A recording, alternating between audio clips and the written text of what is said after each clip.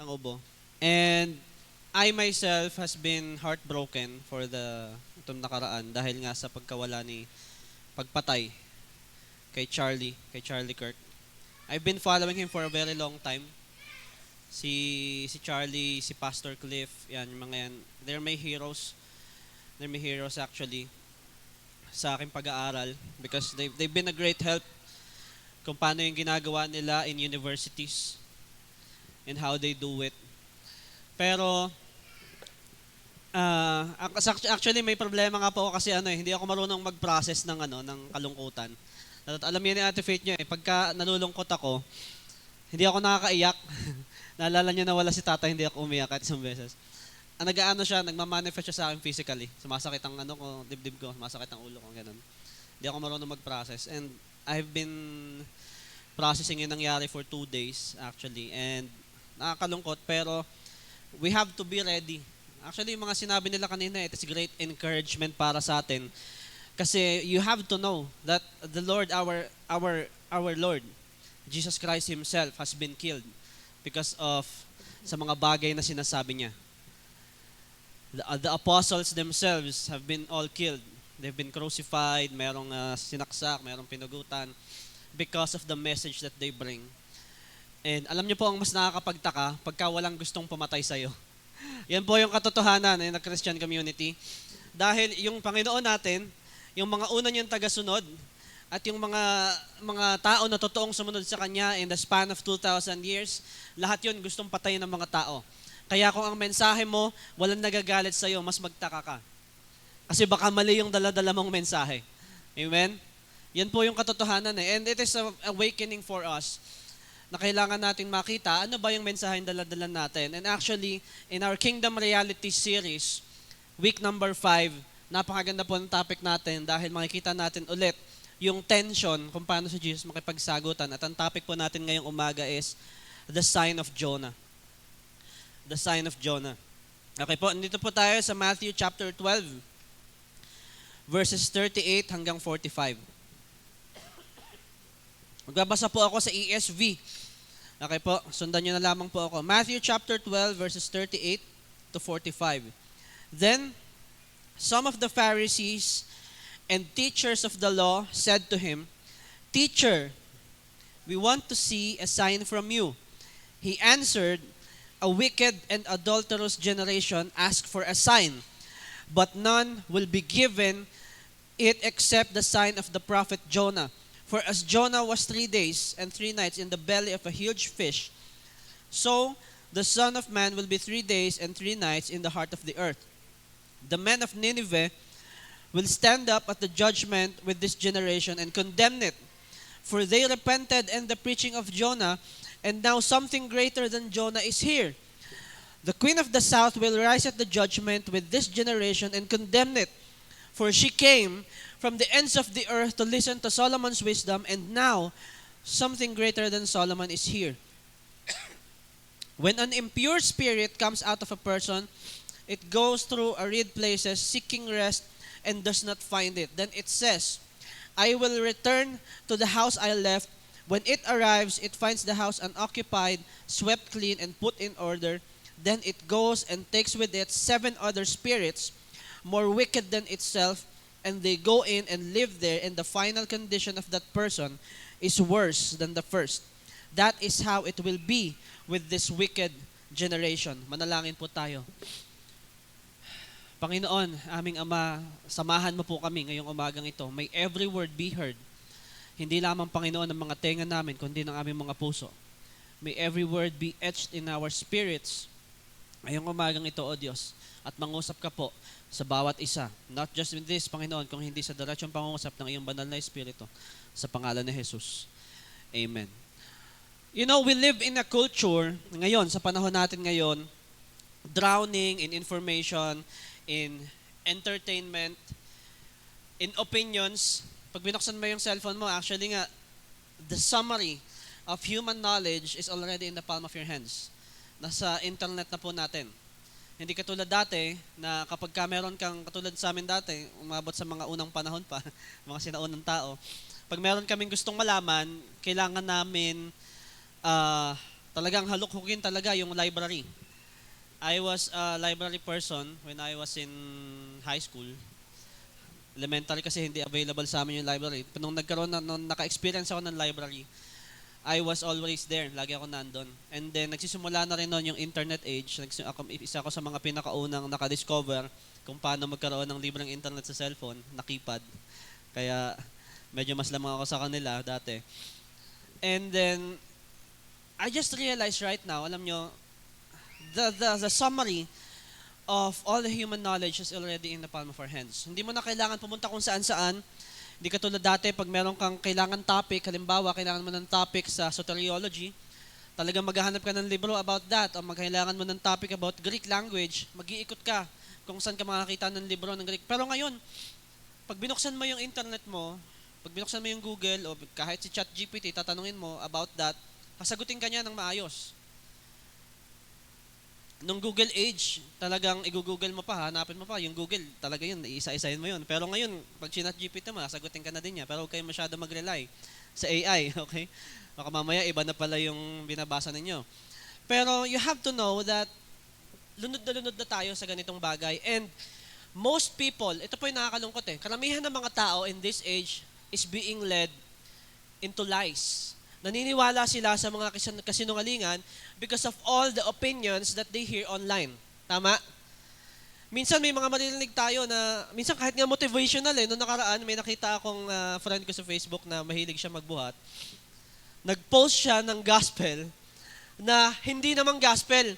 So yung nagsasalita, sa TikTok yung nakita ko yung shinare niya Nagsasalita yung babae about, basically Philippians 4:13. Yung sineshare niya.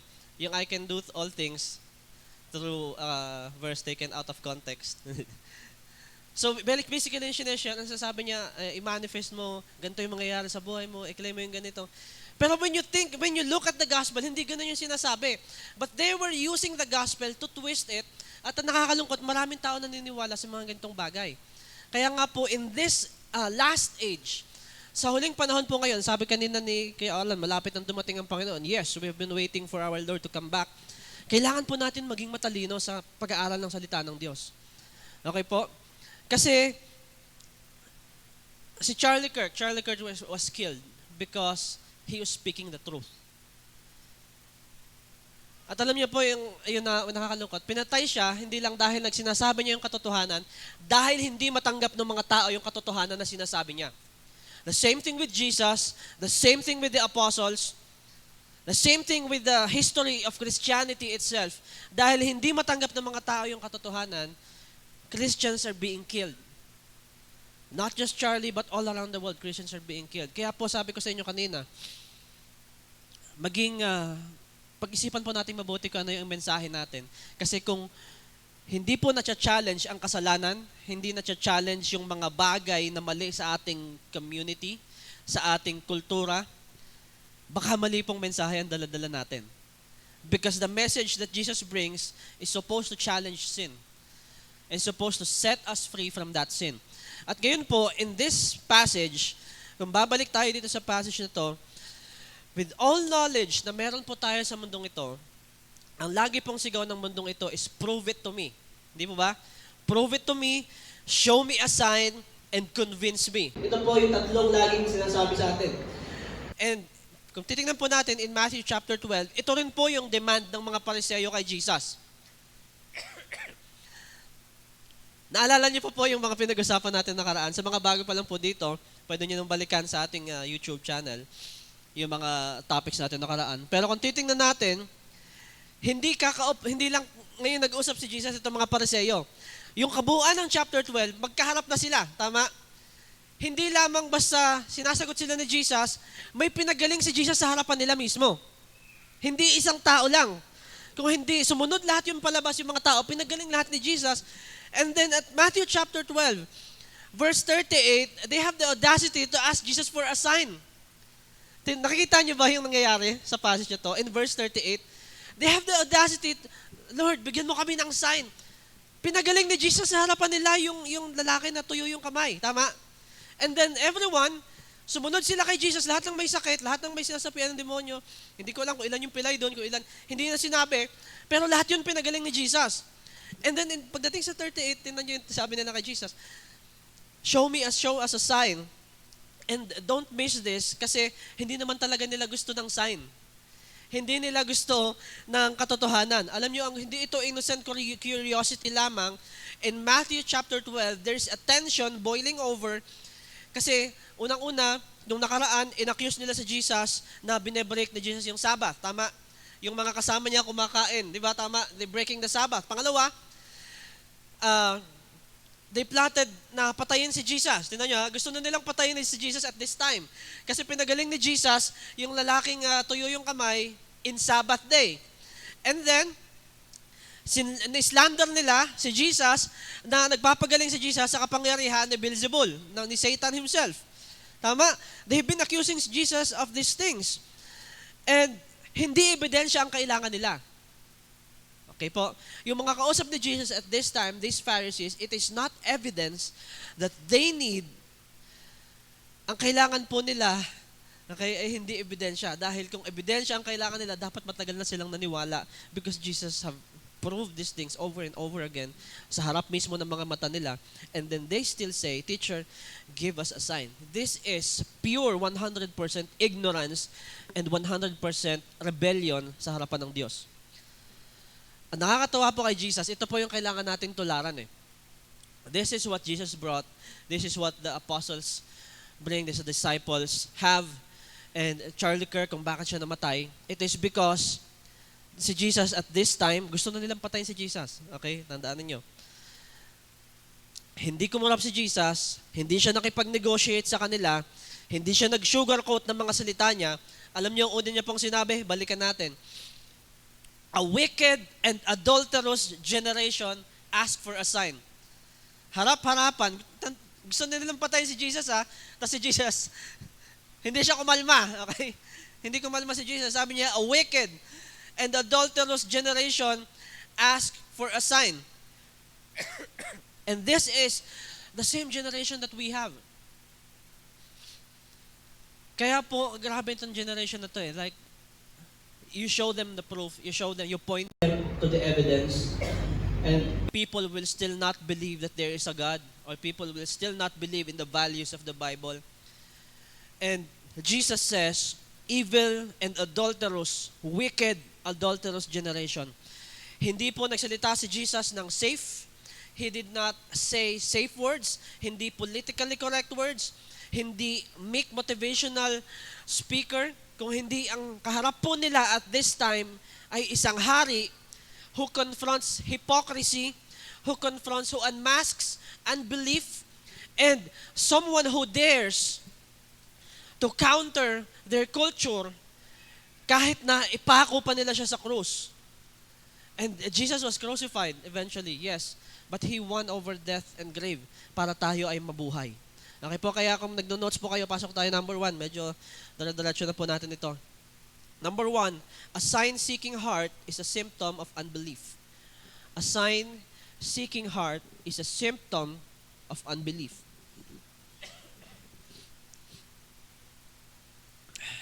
Okay. Then some of the Pharisees and teachers of the law said to him, verse 38, Teacher, we want to see a sign from you. He answered, a wicked and adulterous generation ask for a sign, but none will be given it except the sign of the prophet Jonah. Actually, the Pharisees saw more than enough signs. Tama? Amen? They saw more than enough. Sa panahon natin ngayon, we can give this kind of signs. Medyo kakaunti na yung miracles ngayon sa panahon natin ngayon, but we still experience miracles. Amen? In this church, we have experienced miracles firsthand. Miracles after miracles. Pero we can't do what Jesus does na talagang ipapakita sa kanila kasi medyo mahirap po ito. Okay? It requires great faith. Pero Jesus at that time, blind eyes were opened, demons were cast out, paralyzed men were walking, and they still say, we want more proof. Ito yung puso nila. And Jesus at this time exposes the truth, pinakita sa kanila kung ano yung katotohanan. Sa panahon na ito, unbelief is not intellectual, it is moral. Okay po, inote po ninyo ito. Unbelief is not intellectual, it is moral. May mga tao na pinapakita mo na sa kanila yung ebidensya but they will still not believe. Okay? Because it is not intellectual. Hindi yung problema yung isip mo. Ang problema, ayaw mong tanggapin. Magkaiba yun. There is a big difference between ilalatag sa'yo lahat ng ebidensya and ayaw mong tanggapin yung ebidensya. Si Pastor Cliff, isa siya sa mga pinapanood ko online.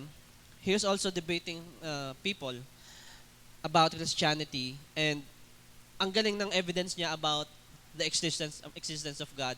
Kasi ang evidence niya about the existence of God ay hindi nanggagaling sa Bible. Kasi paano maniniwala sa iyo mga tao kung nililid mo sila sa Bible? Ibig sabihin ba naniniwala ka sa Diyos dahil lang sa Bible? No. Okay? Dahil sinabi sa iyo ng libro na maniwala ka sa Diyos. Actually, ang number one na lagi kong paborito kong lagi niyang sinasabi, ang evidence daw na ang dalawa lang isa-cite ko ngayon. Okay, 4 ito pero dalawa lang isa-cite ko ngayon. Ang isa sa mga pinaka-evidence na merong Diyos is that life comes from non-life. Life never comes from non-life. Okay? Life always comes from life.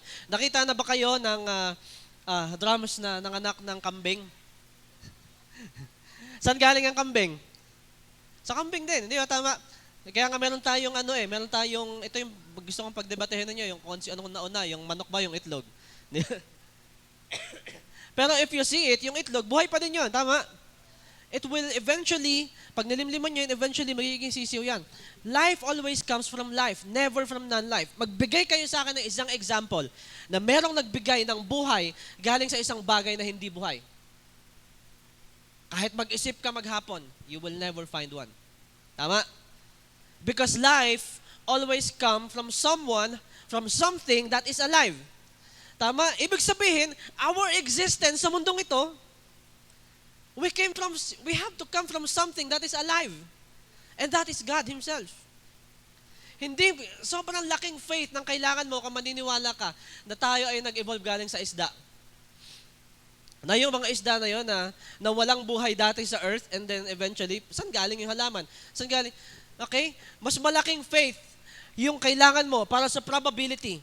You want to do the math with me, you're very welcome to do so. Mahilig din ako sa math, okay? If you want to see the probability ng faith na kailangan mo para maniwala ka sa statistics na manggagaling tayo, okay, sa isda, kaysa sa sinasabi ng Bible na tayo ginawa ng Diyos, you will need a bigger faith. Maniwala kayo sa akin para maniwala dito. Pangalawa, okay, meron kasi tayong moral absolutes na tinatawag, which is, in our Bible, it is called the moral law. Okay? Pero meron tayong moral absolutes. Ibig sabihin, ganito, i-explain ko ng mas maliwanag. Kung walang pinanggagalingan, yung moral absolutes natin, yung moral lawgiver, okay lang na sapukin ko si Ken ngayon at walang magagalit sa akin. If good and bad is relative and subjective, kung sa akin, okay lang para sa akin na manapok, wala kayong magagawa. Pero dahil meron tayong pinagbabasehan ng definition ng mabuti at masama, which is God Himself, His character, okay, hindi pwedeng sapukin ko si Ken. Kasi mali yun ayon sa standards ng Diyos. Sinong magsasabi kung walang Diyos? Sinong magsasabi na hindi okay na sapukin ko si Ken? Sino magsasabi? Nasabihin niyo ba na mali yun? Pag may nagsabi sa inyong mali yun, sa anong basihan nyo na mali yun? Anong basihan natin na mali ang ginawa ni Hitler? Anong basihan natin na mali yung ginawa niya? Kung walang Diyos. Sa kanilang paningin, in a German belief that time, sa kanilang paniniwala, kailangan nilang sangupin ang mundo. Okay? Kailangan nilang patayin yung mga Hudyo. Kailangan nilang patayin itong mga to. Anong patunay natin na mali ang ginawa ng mga Japanese nang sinakap nila din tayo, ang Pilipinas? If there is no moral compass, which is God, wala po tayong pagbabasehan, okay, ng tama at mali sa panahon natin. Am I making sense to you, church? Amen? And ang existence ng moral compass of right and wrong proves that there is God. Okay? And these people, na panahon natin, kailangan ko pang i-explain itong mga to. Pero sa kanila, yung pagalingin yung tao sa harapan mo, halimbawa meron kang kaibigan na habang buhay siyang bulag, tapos pinagaling sa harapan mo, hindi ka maniniwala na merong Diyos? And at this generation, sa kanila, hindi lang isang tao yung pinagaling. Pinagaling sunod-sunod. People were, blind people, where eyes were opened. Okay, may mga pilay nakalakad, yung mga paralitiko nakalakad. And they say, we want more proof. Evidence was there, but their hearts were hard. Matigas yung puso nila sa ebidensya na pinapakita ng Diyos. And this spirit is still in our age today. That is where we are today, okay? People don't reject Jesus because of the lack of evidence. They reject Him because they don't want repentance. Ito kasi yung mensahe ni Jesus. Ano bang mensahe ni Jesus nung bumaba siya? Repent, for the kingdom of heaven is near. Ito yung pinakauna niyang sinabi when He started preaching. Repent, for the kingdom of heaven is at hand. So, atheism is not the lack of proof. It is the refusal to authority. Okay? Hindi ito lack of evidence, it is refusal na mag-submit sa Diyos kasi ayaw natin. Ayaw nyo. Okay? Ito yung katotohanan. Secularism doesn't fail to see the light. Kung bakit ayaw nila lumabas sa kadiliman, because they love the darkness.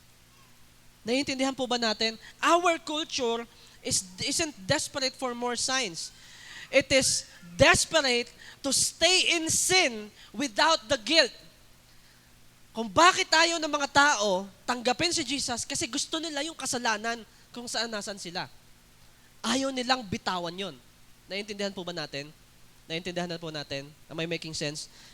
Stop thinking na yung mga unbelieving friends natin just needs one more miracle, one more argument, or one more clever answer. The problem isn't in their head. The problem is their heart. At alam niyo po, isa lamang po ang kayang magbago ng puso, which is Jesus Christ Himself. Ang Diyos lamang po ang may kayang magbago ng puso ng tao. Kahit tayo, hindi natin kayang baguhin yung puso natin eh.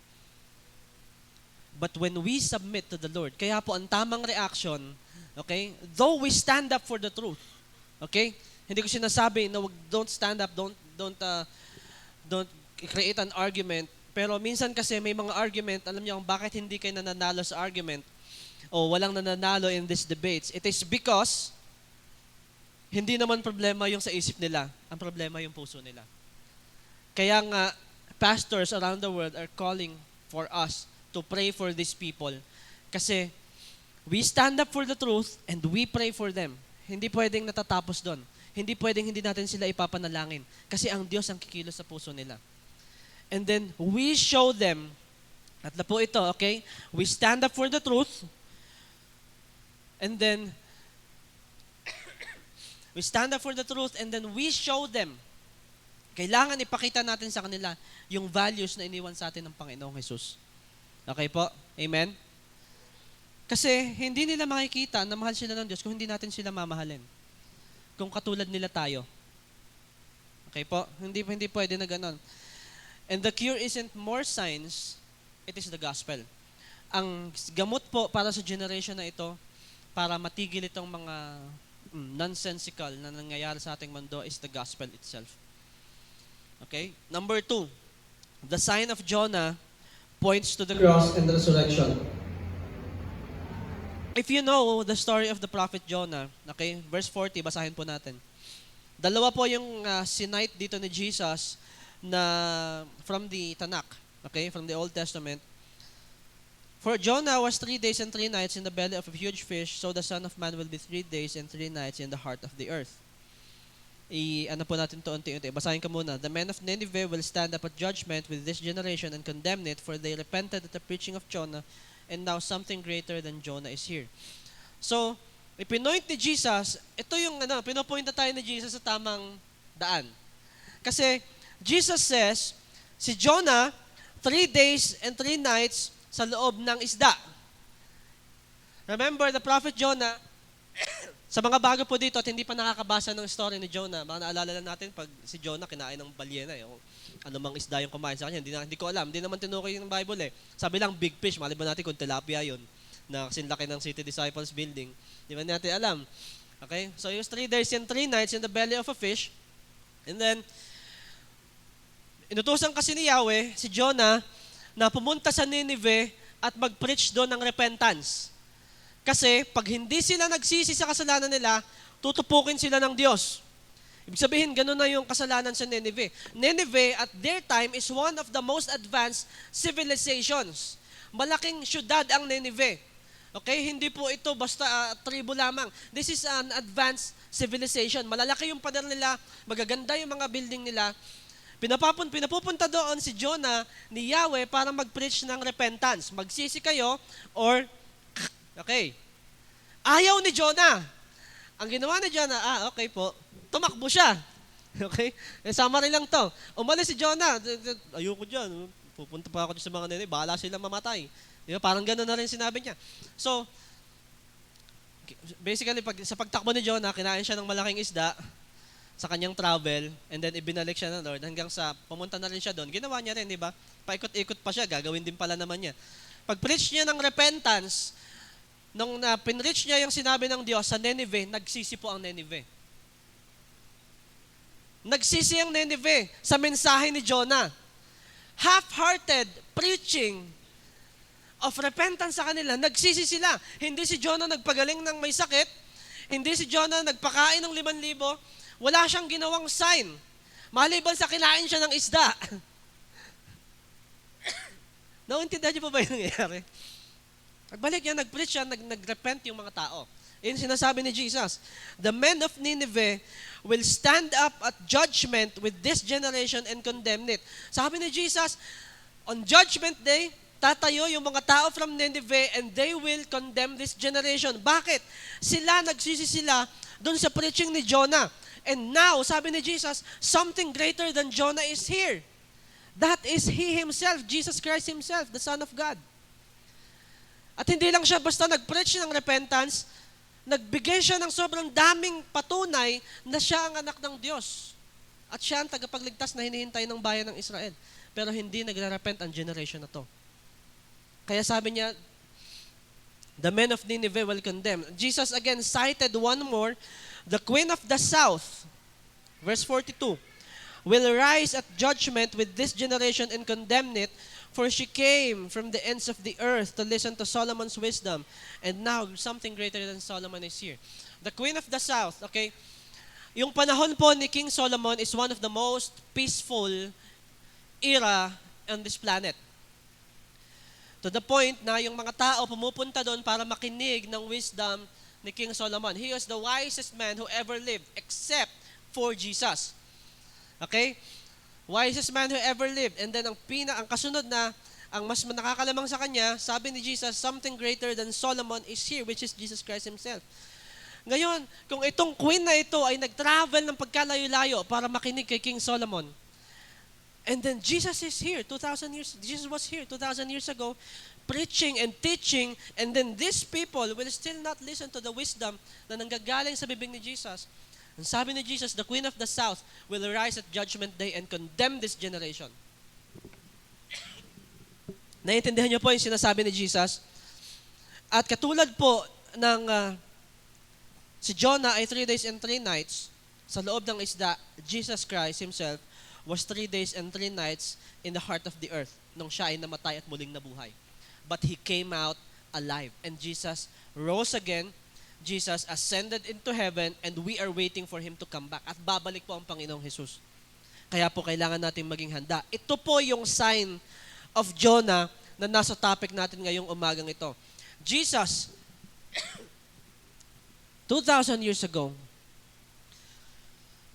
bumaba sa mundong ito, nagkatawan tao, as a servant. Pero babalik po ang ating Panginoong Jesus as a king. Okay po? So these people, the Ninevites, the queen of the south, they had less light. Hindi katulad nitong generation na to. Hindi katulad ng generation 2,000 years ago, hindi katulad ng generation natin in this present age, when we still have the Holy Spirit, they had less light. Yung preaching ni Jonah, half-hearted yun, ayaw niyang gawin yun tama? Yung Queen of the South, pumunta siya kay King Solomon. Alam natin kung anong klaseng tao si King Solomon. Okay, he was favored by God, pero marami din siyang kalokohang ginawa sa buhay niya. Pero this generation, ang ating tinitingnan, Jesus Christ Himself, sila may kakaunti lang yung ilaw nila, but they responded. Ngayon, Israel had the Son of God, but they still hardened their hearts. Christians today have the whole Bible, the summary of the Christian knowledge in the palm of our hands, pero hindi pa rin tayo maniwala. Okay?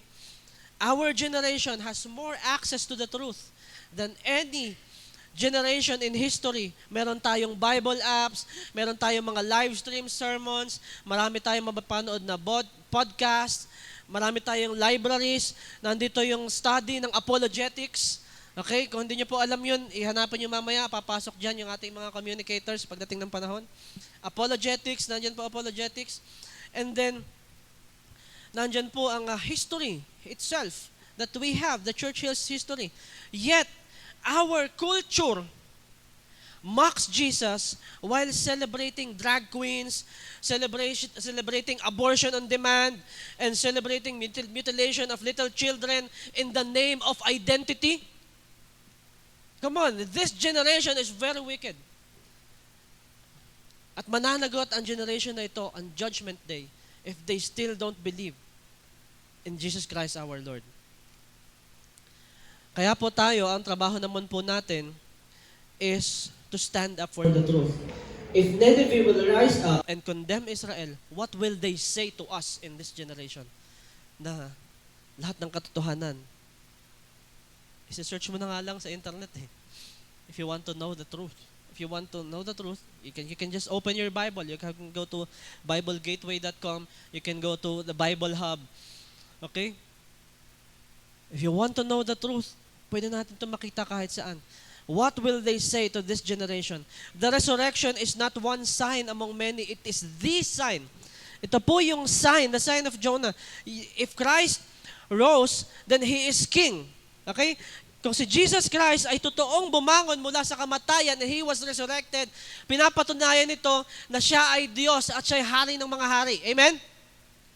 And if He is King, kahit anong sabihin mo, you cannot discredit Jesus. Kahit anong kabaliktaran ang pagsasabihin mo that the love is love o kung ano pa man yung mga propaganda in this generation to discredit Jesus, you can't do it because Jesus is King kahit anong gawin mo. Kaya sabi ng Bible, okay, a time is coming that every knee will bow and every tongue will confess that Jesus Christ is Lord. Ang tanong po dito kasi, hindi kung luluhod ka ba sa Diyos o hindi. Ang tanong kung kailan. Kasi ang sabi, every knee will bow and every tongue will confess that Jesus Christ is Lord. Ang tanong, sa panahon ba na yun, kasama ka ba niya o hindi? Kasi baka lumuluhod ka kay Jesus at that time, huli na ang lahat. Every knee will bow and every tongue will confess that Jesus Christ is Lord. And if He is King, if He is the King of Kings, as He says that He is, as the disciple says that He is, you don't need to keep bargaining for God for proof. Hindi na natin kailangan humingi sa Kanya ng patunay. Ang kailangan natin gawin, magsisi sa kasalanan. Ang kailangan natin gawin, maniwala. Ang kailangan natin gawin, tumayo sa katotohanan. Hindi manghingi ng patunay. Okay? Kung meron dito na nalalabuan pa rin sa katotohanan, you can come to me. I-chat niyo po ako. And I will explain everything to you. Bibigyan ko kayo ng time. I will explain kung ano man tanong ninyo sa biyaya ng karunungan ng Panginoon na ipagkakaloob niya sa akin. Hindi dahil sa akin. Okay? I have been learning these things. Kung meron po sa inyo nalalabuan, feel free to chat me. Okay, sa mga nanonood din, kung meron sa inyo na kailangan ng katotohanan, pero may katapusan lamang po ang pagbibigay ko ng katotohanan. Kasi at the end of the day, hindi po lamang yung katotohanan na yan. Ang kailangan natin mag-respond ng pagsisisi sa ating mga kasalanan. Okay po? Amen? Number 3, without true repentance, religion leads to ruin. Without true repentance, religion leads to ruin. Verse 43, Isa to sa mga passages na nate-take out of context ng mga Kristiyano. Okay?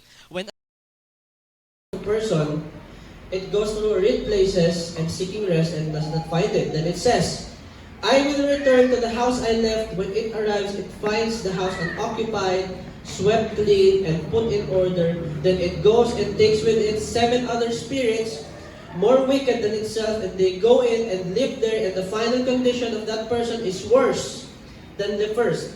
That is how it will be with this wicked generation. So Jesus closes Matthew chapter 12 with a warning. Tandaan niyo po ito. This is a warning. Ang sabi niya sa verse 43, kapag ka ang demonyo ay pinaalis sa isang tao, sa isang bahay, malinis yon. Okay? Malilinis. Wala na nakatirang demonyo. Tama? So malinis na yon. It is empty. Wala na yung laman. And then pagka bumalik yung demonyo at tinignan niya na walang laman, yung puso, walang laman yung bahay, nang iniwan niya, kukuha siya ng mga kasama, 7 pa na mas matitindi sa kanya at babalik sila. Okay? That was Israel's story. And that is the story of this generation. Outward religion, strict laws, external purity, pero walang Holy Spirit, walang repentance, walang buhay. Empty religion always collapses into greater ruin. Kapag ka po, ang gusto lang natin mangyari sa ating mga buhay ay magpakitang tao, magpakabait, maging nice. Sabihin mo sa tabi mo, nice. Yan lang yung gusto natin gawin, na magpakitang tao na wala naman akong hinapakang tao, ganito kasi ako eh. Okay? Hindi yun ang sinasabi ni Jesus. Kapag ka nakita ang iyong puso at wala yung laman, it will go into ruin. Kailangan, ang laman ng puso mo, when it is swept clean, pupunuin natin yan, may trabaho tayo na punuin yan ng salita ng Diyos. At punuin natin yan na ang tumira sa ating mga puso is the Holy Spirit and Jesus Christ Himself. Na kapag ka bumalik, yung luma nating buhay, at tinignan kung yung wala naman yung bahay, makikita nila may laman. And that is Jesus. Hindi sila makakabalik. Okay? Yun po yung warning ni Jesus at this time. Ito po kasi yung nangyayari, okay? Ito yung istorya ng kultura natin eh. Meron tayong Christian roots sa Pilipinas. United States of America itself, they have Christian roots. We have biblical values, we have moral guardrails na nagagaling sa Bible. Pero in this generation, we are sweeping up the house and we are cleaning it, pero iniiwanan natin itong hindi puno at walang laman. Alam niyo po, yung pananalangin sa ating mga school, yung pag-proclaim ng gospel sa mga school, right now, it is in danger. Meron po mga school ngayon, hindi tayo makapasok ng campus ministry. Bakit? Kasi yung katwiran nila, pag pumasok tayo, kailangan nila papasokin lahat ng reliyon. They were rejecting the truth. On our face, hindi po nakakapasok ang gospel sa mga school lahat. Maliban na lang sa mga Christian schools. Kaya blessed kayo kapag nasa Christian school kayo. Kasi nakakarinig kayo ng gospel, pero may mga school ngayon, magtataka kayo, bakit malalala yung mga bata ngayon? Bakit mga 14 years old ngayon nananaksak? Di ba? Bakit ang mga rapists ngayon, pabata na ng pabata? Magtataka kayo, yung gospel wala sa mga schools. Yung Christian roots natin, kinalimutan natin. Yung moral guardrails natin, kinalimutan natin. Yung mga bahay natin, walang laman. Puro pakitang tao lang. Okay? Yung mga pamilya natin, it is in jeopardy. Bakit? Sa panahon ngayon, kids are being fed lies na pwede silang mamili ng sarili nilang gender. Ito ngayon nilalabanan natin sa Soji Bill. Yung Soji Bill na yan, kaaway natin. Ito kaaway niya natin, hindi lang dahil sa kasalanan, kung hindi dahil sisira po yun ng pamilya. Tama mo ba ako? Isipin niyo po mabuti. Paano magkakaroon ng isang buong pamilya kung ang mag-aasawa ay parehong lalaki? Sige nga po, isipin niyo mabuti ng anak niyo. Kung parehong babae. And this is a prelude to these things. Kaya kailangan po natin tayo nito kasi in danger na po ang ating panahon. Ito yung sinasabi ni Jesus na walang laman. Yung ating mga bahay, ang pinapakita lang natin, kailangan lang natin maging morally right. Okay? Kailangan lang natin maging mabuting tao, maging maayos. Pero wala si Jesus sa loob ng ating mga tahanan. Kaya po gusto natin lahat tayo makakilala sa Diyos. Yung mga kamag-anak natin, yung mga kaibigan natin, yung mga kaklase natin, totoong makakilala sila sa Diyos. Kasi kailangan nila ang Diyos. Okay? The demons of chaos are swarming back into our society kasi ganito po yung ginagawa natin. A society that rejects Christ does not stay neutral. It descends into madness. Okay? Hindi po mananatili neutral ang ating pong panahon. At para sa akin po, this is also true personally. Hindi po natin kailangan linisin lang yung ating mga ugali na, hindi na ako magmumura. Nagmahal katabi mo, ako nagmumura. Hindi na ako magmumura, wala na akong bad habits, hindi na ako mag-iossi. Hindi na ako, hindi na ako mag-iinom, hindi na mag-iayasi kay Orlan. Ay, di ba, kasi ba nag-iayasi hindi natin? Si Dave pala. Hindi na mag-iayasi kay Dave, tapos may nalang gin. Okay? Hindi na, pupunta na ako ng church, church na ako palagi. You can be here and your heart could still be empty pag hindi mo yan i-invite si Jesus sa loob. Okay? Our salvation is personal. Hindi pwede na nandito ka sa church at ako yung magpe-pray para sa iyo para maligtas ka. Hindi. It is personal. Tandaan natin palagi, okay? Hindi tayo, ang tinuturo kasi ni Jesus sa atin, hindi yung magpakitang tao tayo, na mabait tayo, na mabuti tayo, kung hindi, si Jesus yung magbago sa atin from the inside to the outside. Kaya nga po yung topic natin last week, hindi ba? Kung ano yung laman ng puso, yun ang lumalabas sa bibig. Ibig sabihin na mas importante yung laman ng puso natin. Ibig sabihin, kung wala pong laman yung puso natin, if Christ doesn't fill your heart, sin will return to us stronger. Kaya kung gusto po natin ma-withstand yung pressure ng anti-God culture na meron tayo sa panahon ngayon, you must be filled with the Spirit of Christ, unafraid to stand apart from this wicked generation. Hindi pa natin kailangan matakot. Kaya po kung dadating ang panahon na ako'y mamatay din in the line of this ministry, gusto ko po na, ngayon pa lang masabihin ko na, gusto ko po na magpatawad din. Gusto ko po na magpatawad tayo and we still pray for these people. Kahit yung pumatay kay Charlie Kirk, I'm still praying for him. Actually, mas naaawa ko sa kanya kasi si Charlie, sigurado ako, nagsasaya na siya ngayon kasama ng Diyos. I know that He is there. At narinig niya yung mga salitang, ano yun? Well done, my good and faithful servant. Pero itong tao na to, he is facing, isinusulong nila yung death penalty sa kanya. And he doesn't know Jesus. Kaya mas nalulungkot ako para sa kanya kasi kapag ka napataw sa kanya, yung consequence ng ginawa niya, death penalty lang siya, hindi niya kilala si Jesus. He will be separated forever in eternal damnation. Kaya nga po, mas gusto ko na alam niyo yun, pumunta ka sa langit, tapos makita mo din isang araw, nandun yung pumatay sa'yo. Imagine that. Okay? Na, alam niyo po si Jesus, nung nandun siya sa cross, hindi ba yung huling saksak sa kanya was a Roman soldier. Nung sinaksak siya ng Roman soldier, sinipat siya sa tagiliran. Anong nasabi ng Roman soldier? Sino po nakakalala? Anong sabi niya? You truly are the Son of God. Bigla siyang naniwala sa Diyos. Nung sinaksak niya, hindi ko alam kung ano yung naramdaman niya. At that time, nung sinaksak niya si Jesus ng sibat, pero napatunayan niya bigla na totoo na si Jesus ang anak ng Diyos at that time. At in our church history, there are writings na nagsasabi na yung sumaksak na yung kay Jesus, naging Kristiyano yun. Iniwan niya yung kanyang dating buhay at naglingkod siya. Imagine, he comes into heaven and then he sees Jesus and then siya yung pumatay kay Jesus. Siya yun. Are you imagining these things na sinasabi ko po sa inyo? This wicked generation needs Jesus. Okay? Kaya po, we should not stop praying for them. The Pharisees wants more signs, but Jesus gave them one. Ito po yung sign na kailangan natin. His death, His burial, and His resurrection. Ito lang po yung kailangan natin. That was enough then and that is enough now. Sapat na po yun. So the question is not, do you have more proof? The question is, do you have enough courage to repent, to believe, to stand unshaken in a world that hates the truth? Ito po yung totoong dapat itanong natin.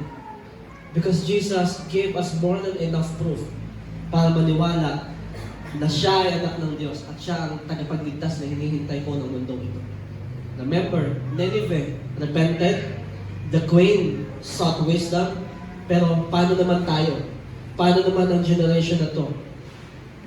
Magkikave in ba tayo sa cultural pressure or will we stand like Jesus, like the apostles, like the disciples, bold, unafraid, faithful, even in the face of persecution?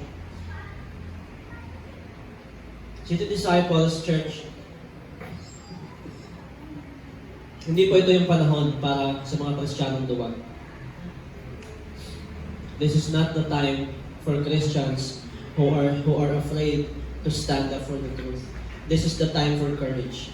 This is the time to look at this hostile world in the eyes and tell them, you can cancel me, you can mock me, you can persecute me, but you cannot silence the truth. Jesus is risen, the kingdom is real, and we will not back down. Amen? Pwede po ba tayo tumayong lahat?